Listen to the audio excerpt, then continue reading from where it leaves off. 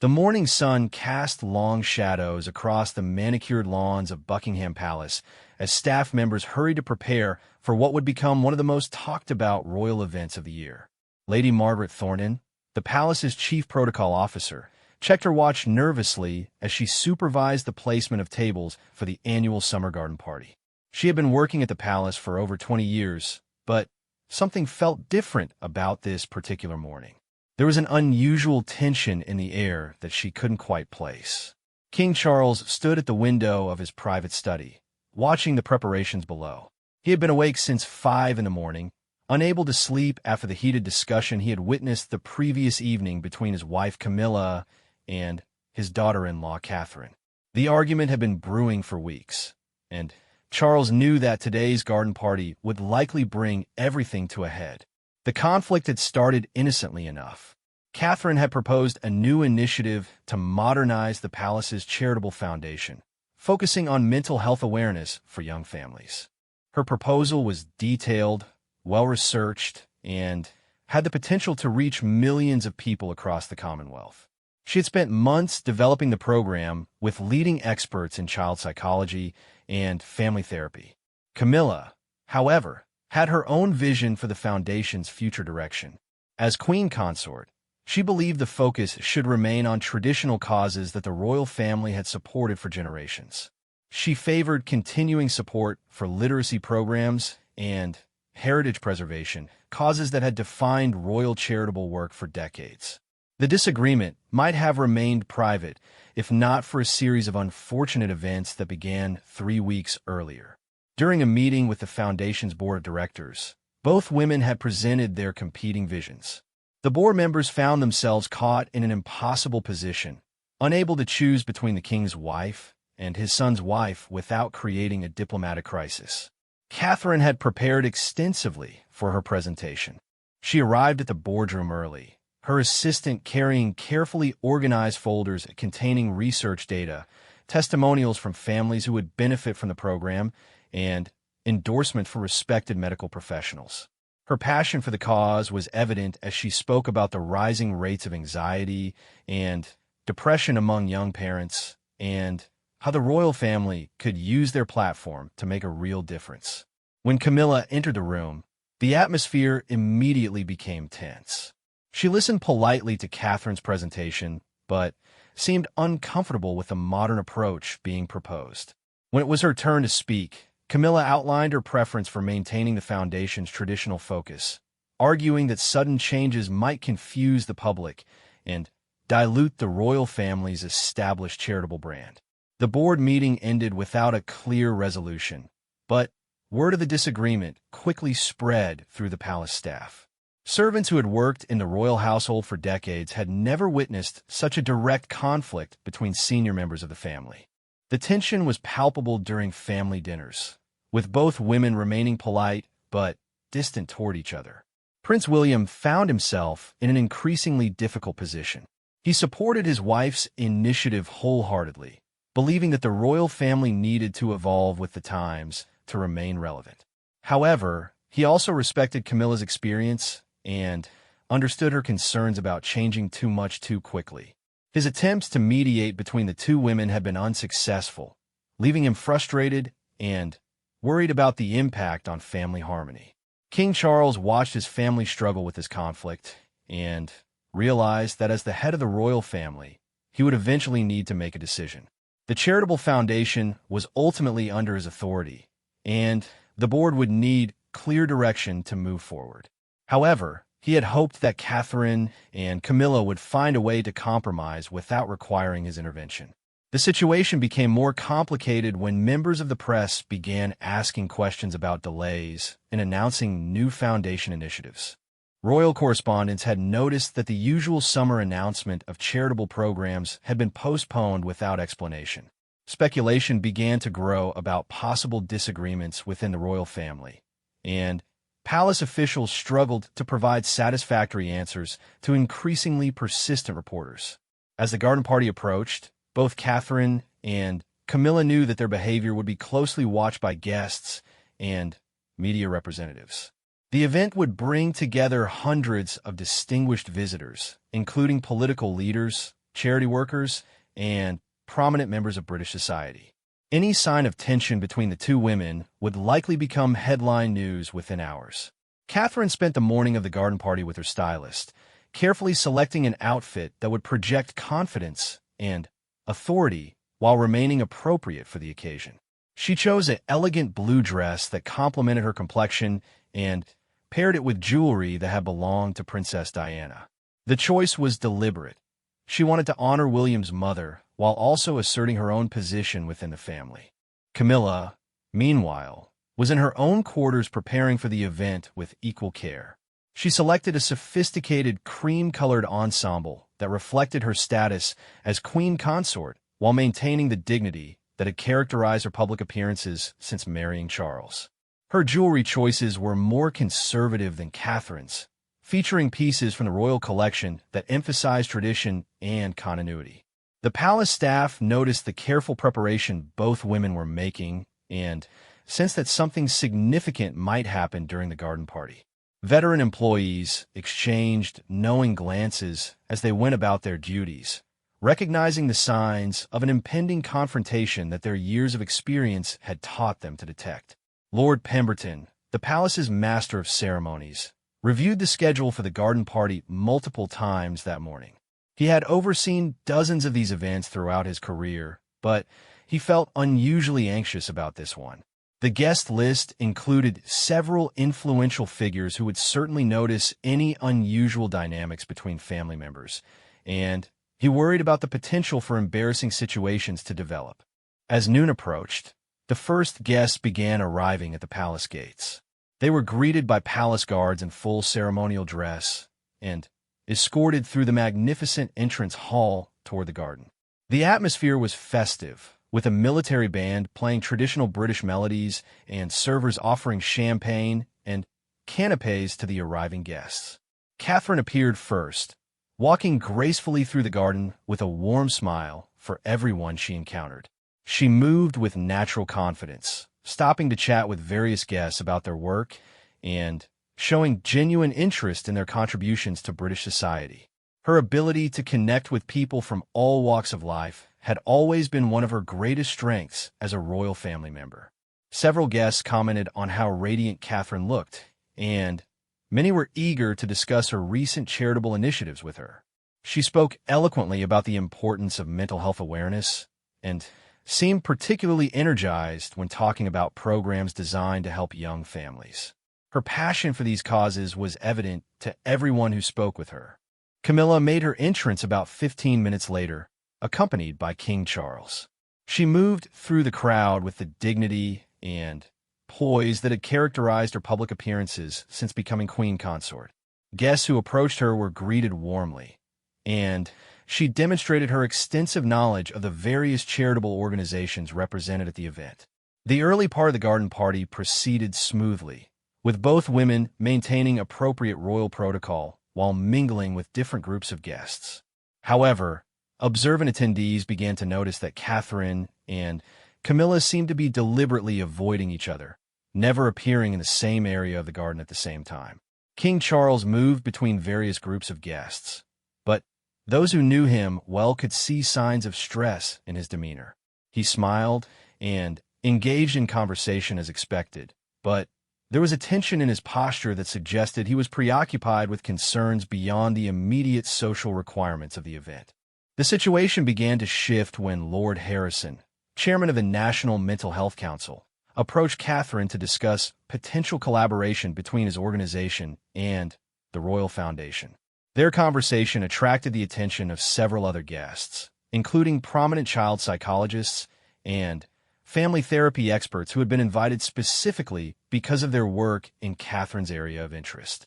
As word spread through the garden that Catherine was discussing her mental health initiative, more guests gravitated toward her location. Soon, she was surrounded by an enthusiastic group of professionals who were excited about the possibility of royal support for their work. The energy around Catherine was palpable, and her discussion drew increasingly larger crowds of interested listeners. Camilla, who was engaged in conversation with representatives from traditional literacy charities on the opposite side of the garden, began to notice the growing attention that Catherine was receiving. Several guests who had initially approached Camilla politely excused themselves to join the more animated discussion happening around Catherine. The dynamic created an uncomfortable situation where it appeared that guests were choosing sides in the conflict between the two women.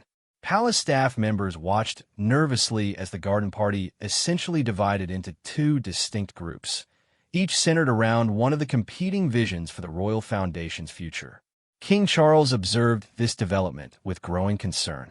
He realized that the private family disagreement was now playing out in public, in front of hundreds of influential guests who would certainly discuss what they witnessed with others outside the palace. The situation was rapidly becoming exactly the kind of public relations crisis that the royal family worked hard to avoid. As the afternoon progressed, the division between the two groups became increasingly apparent. Catherine's discussion about mental health initiatives had evolved into an impromptu presentation, with guests asking detailed questions about implementation strategies and potential partnerships. Her natural charisma and expertise on the subject made her the clear center of attention for this portion of the party. Camilla maintained her composure admirably, continuing to engage with guests about traditional charitable causes and demonstrating her own considerable knowledge and experience. However, the contrast in energy levels between the two gatherings was becoming impossible to ignore, and several prominent guests had already approached palace officials to ask about the apparent division. The situation reached a critical point when Mrs. Eleanor Ashworth, one of Britain's most respected child welfare advocates, approached Camilla to suggest that the two charitable visions might actually be complementary rather than competitive. Mrs. Ashworth had been observing the dynamics of the party and felt compelled to intervene before the situation caused lasting damage to family relationships.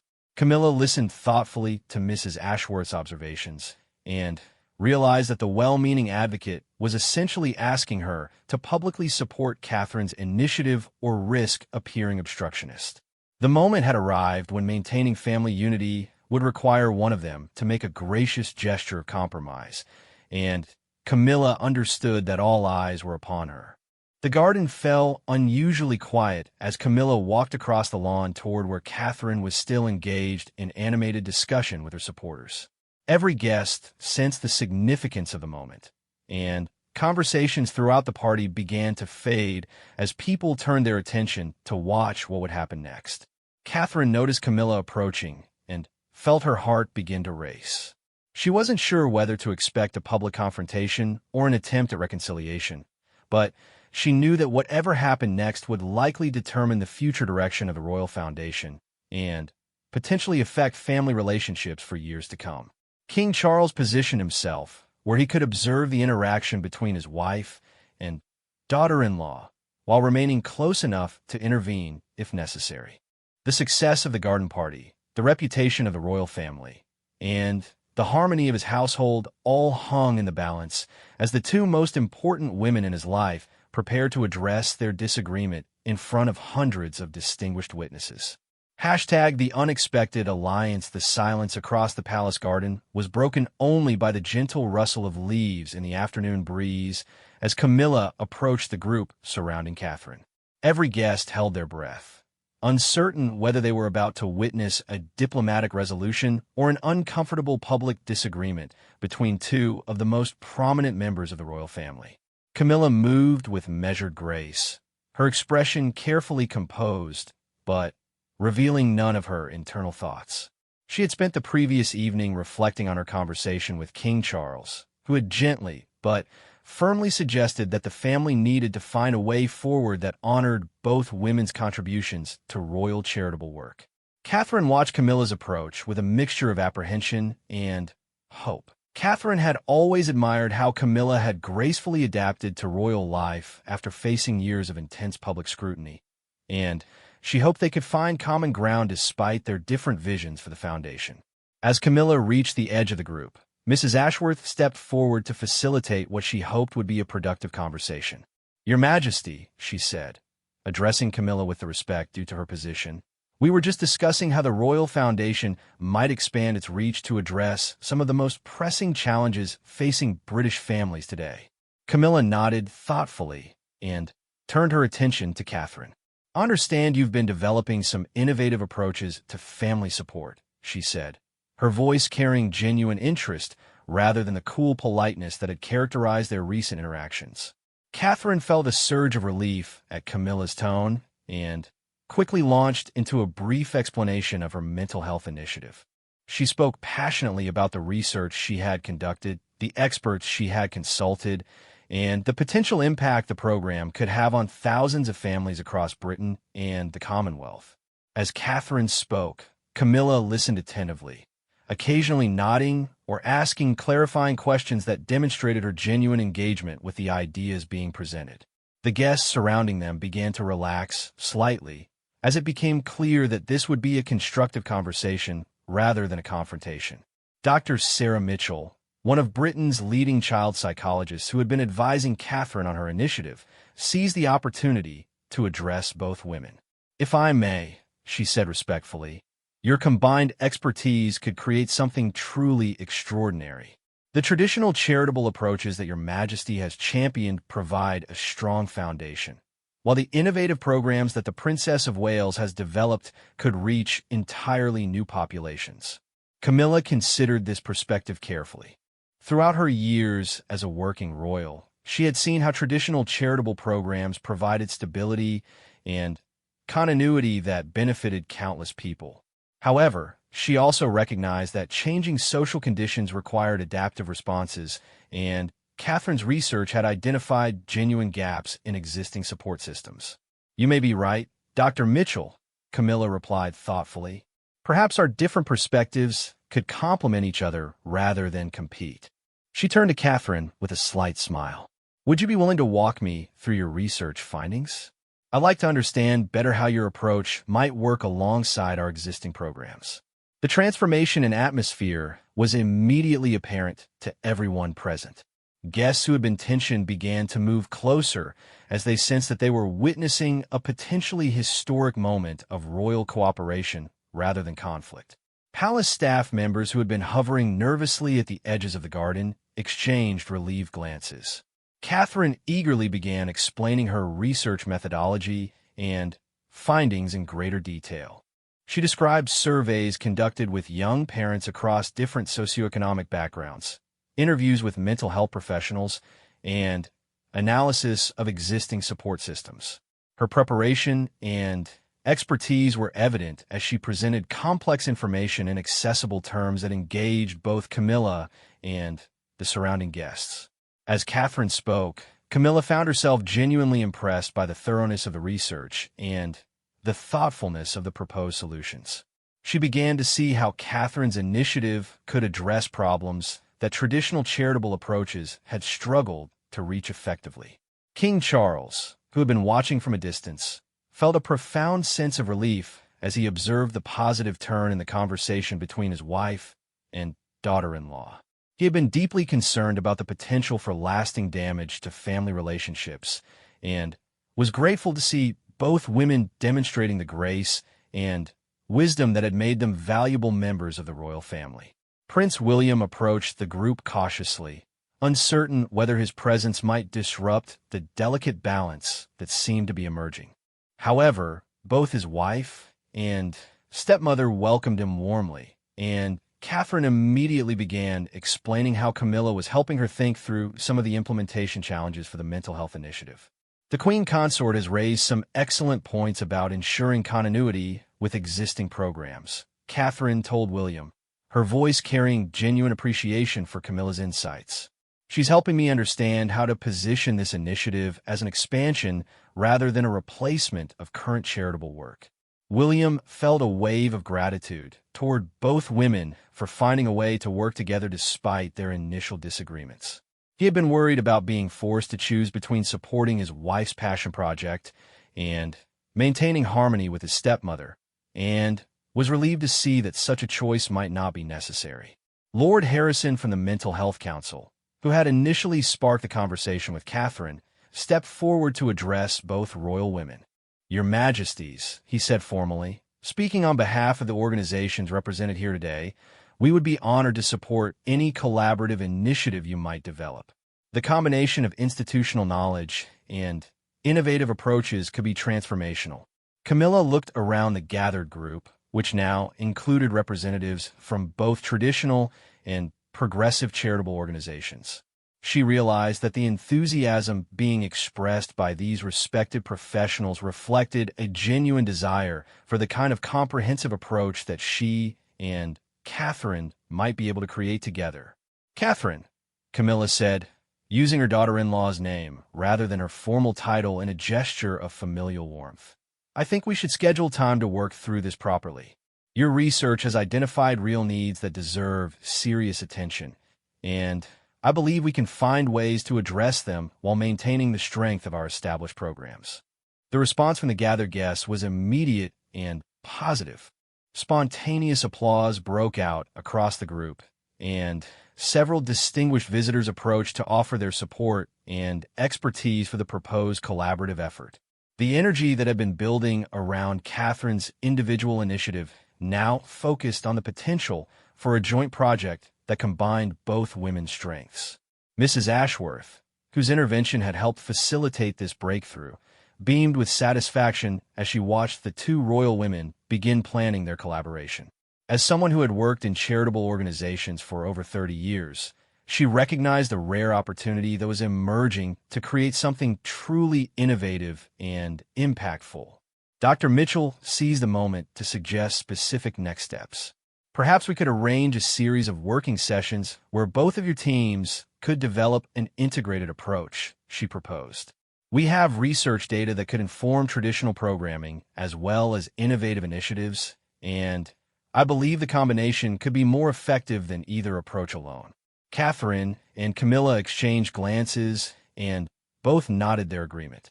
The competitive dynamic that had characterized their relationship for the past several weeks was rapidly being replaced by a genuine partnership based on shared commitment to helping British families.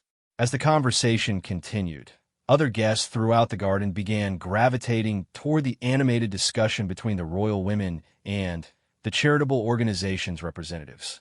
What had begun as a divided party was transforming into a unified gathering focused on collaborative problem-solving.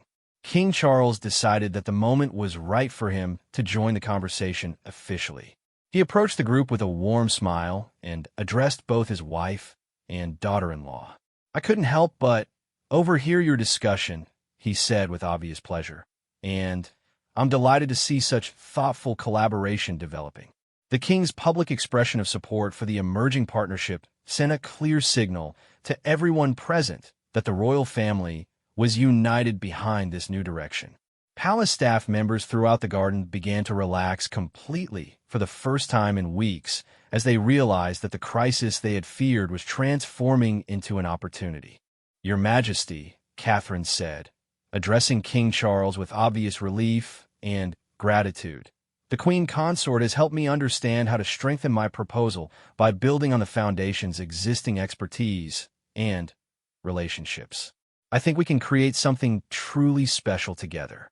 Charles looked at his wife with appreciation for her wisdom and grace in handling what could have been a difficult situation.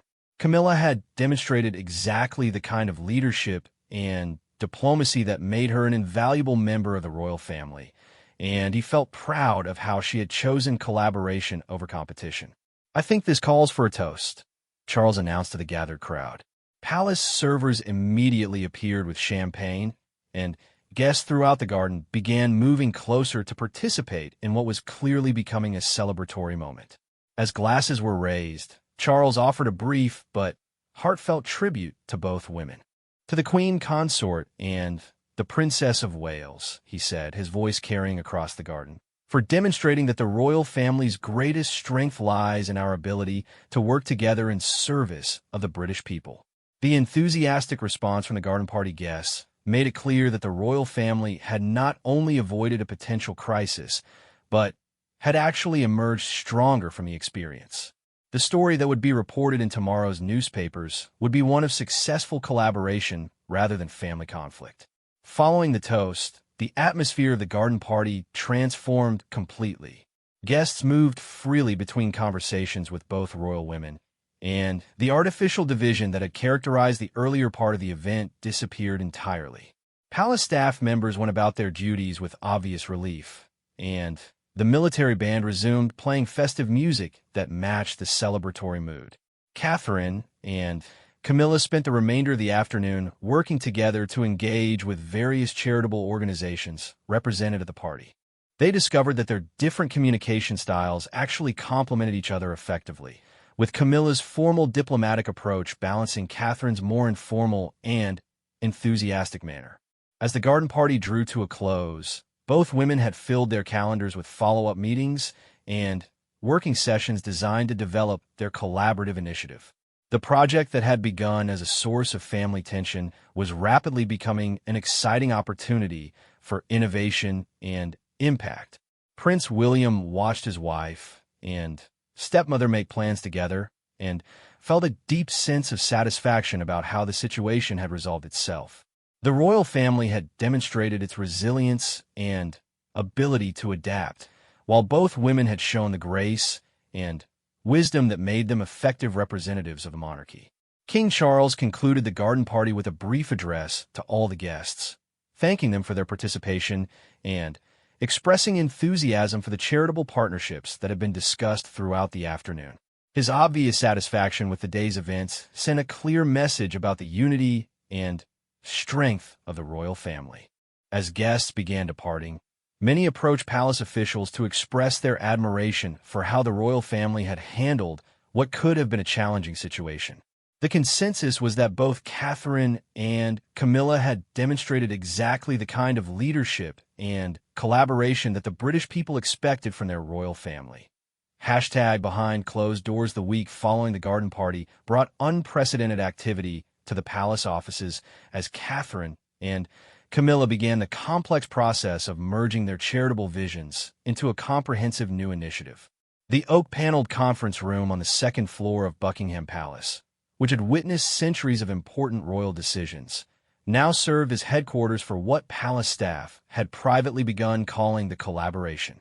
Catherine arrived early each morning, her arms full of research files and her laptop loaded with presentation materials she had been refining since their successful public partnership was announced. She had always been methodical in her approach to charitable work, but the opportunity to work directly with Camilla had inspired her to push her preparation to even higher levels of detail and sophistication. Camilla, drawing on her years of experience with royal protocol and charitable administration, brought a different but equally valuable perspective to their planning sessions. She understood the intricate web of relationships between various charitable organizations, government agencies, and international partners that would need to be navigated carefully to ensure their initiative's success. Lady Margaret Thornton, who had been promoted to oversee the administrative aspects of the joint project, marveled at how effectively the two women worked together once they had established their collaborative framework. Their different strengths complemented each other in ways that created synergies neither could have achieved working alone. During their first formal planning session, Catherine presented the detailed research she had conducted over the previous 6 months. Her data included surveys from over 3,000 families across Britain, focus group discussions with parents from diverse backgrounds, and consultations with leading experts in child development and family psychology. The numbers are quite striking, Catherine explained as she walked Camilla through her findings. Nearly 60% of young parents report feeling overwhelmed by the challenges of raising children in today's society, but fewer than 20% feel comfortable seeking help from traditional support systems. Camilla studied the charts and graphs that Catherine had prepared, immediately recognizing patterns that aligned with her own observations from years of charitable work. This confirms something I've noticed during hospital visits and community events, she noted thoughtfully. Many families seem to be struggling in isolation, even when support services are available. The conversation that followed revealed how their different perspectives could address the gaps that Catherine's research had identified. Camilla's experience with traditional charitable structures provided insight into why existing programs weren't reaching the families who needed help most, while Catherine's fresh approach offered innovative solutions for making support more accessible and appealing. Dr. Sarah Mitchell joined them for their second planning session, bringing additional research data and professional recommendations for program design.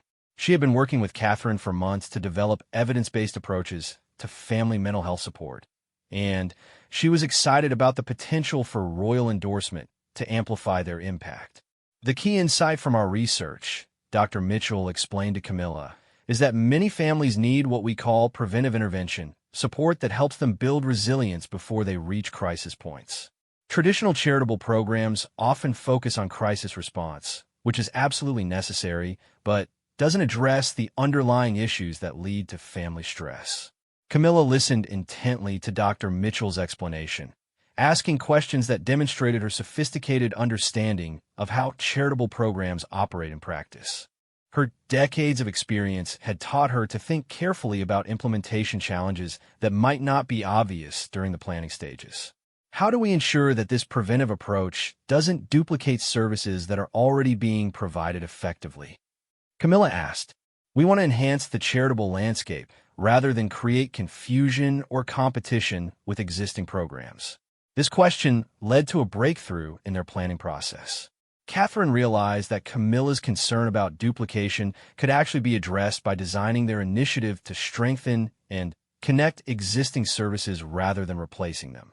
Instead of creating an entirely new charitable infrastructure, they could develop a coordination system that helped families navigate available resources more effectively. Over the following weeks, their collaboration deepened as they worked through increasingly complex aspects of program design. Catherine's passion for innovation balanced perfectly with Camilla's insistence on practical sustainability, creating a planning process that was both ambitious and realistic. Prince William joined several of their planning sessions, offering insights based on his own charitable work and his understanding of public expectations for royal initiatives. He was particularly helpful in thinking through the international implications of their program, given his experience with Commonwealth partnerships and global charitable networks. One thing we should consider, William suggested during a discussion about program expansion, is how this approach might be adapted for use in other Commonwealth countries. Many of our international partners face similar challenges with family support systems, and they often look to Britain for innovative models they can implement locally. This suggestion opened up new possibilities for their initiative that neither Catherine nor Camilla had initially considered.